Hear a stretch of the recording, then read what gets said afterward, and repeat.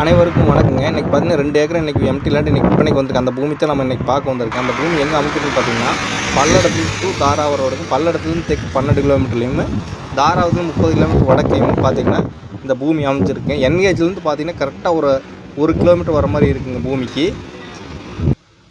இதுதான் அந்த பூமிங்க.